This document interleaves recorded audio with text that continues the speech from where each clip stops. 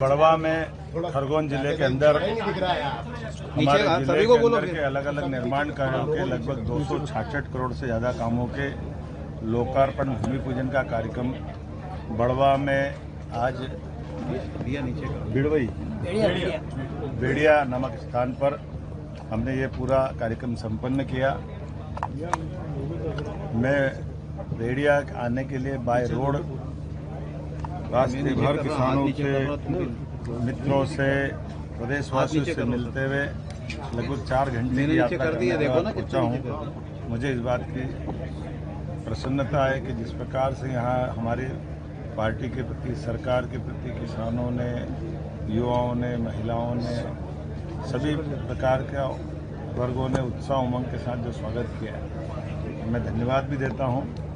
और इस अवसर पर कई प्रकार के विकास कार्यों की लगभग 150 करोड़ के नए कामों की हमारे द्वारा घोषणा भी की गई है। इसी स्थान पर शांतिपनी विद्यालय हमारा जो खरगोन में बना उसका लोकार्पण भी हुआ।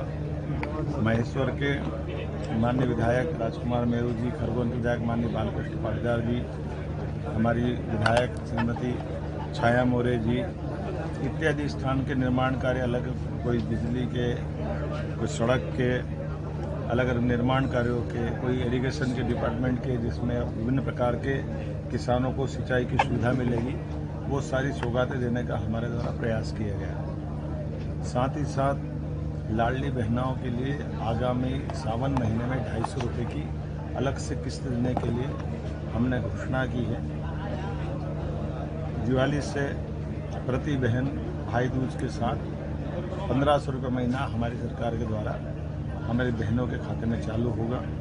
अर्थात इस तरह से अक्टूबर से 1500 रुपये महीने की इंस्टॉलमेंट दिवाली के अवसर पर बहनों को प्रारंभ होगी। इसी प्रकार से 27, 26, 28 तक जो हमारी घोषणा है 3000 तक की, वो निश्चित रूप से पूरी होगी। हमने एक एक संकल्प पत्र को अपने वचन पत्र की तरह उसको पाबंद किया है कि हर हालत में हमारे किसानों के, जैसे हमने MSP पे मूंग खरीदी चालू की, गेहूं को 2600 रुपये कुंटल में खरीदना प्रारंभ किया। ये पूरे देश में इतना ज़्यादा राशि कहीं नहीं दी गई गेहूं की जो अपने राज्य में दी गई। यही कारण है कि उपार्जन में भी हम देश में बहुत अग्रगण्य भूमिका में आए हैं। टूरिज्म से लेकर के रोजगार, उद्योग, सभी प्रकार के क्षेत्रों में लगातार काम करते हुए जिस प्रकार से हमने काम किया है, ये अपने आप में बताता है कि जनता अगर हम पे विश्वास करती है तो हम उसके विश्वास पे खरे उतरते हैं। लोग कांग्रेस के शासनकाल को याद करके गालियां बकते हैं, क्योंकि कांग्रेस ने कभी विकास में विश्वास नहीं किया है। आज भी वो जब बोलते गंदा ही बोलते हैं। मैं मान के चलता हूं कि कांग्रेस के अध्यक्ष को अपने बीते 55 साल के किए गए कारनामों के आधार पर माफ़ी मांगना चाहिए जनता के साथ। जब मध्य प्रदेश को पीछे धकेलने का काम किया, बिजली, पानी, सड़क, सब मामलों में हमारी सरकार उम्दा काम कर रही है और अधिकांश क्षेत्रों में हम नंबर 1 की स्थिति में आ रहे हैं। मैं उम्मीद करता हूं आने वाले समय में विकास का ये विश्वास कायम रहेगा। मेरी अपनी ओर से बधाई।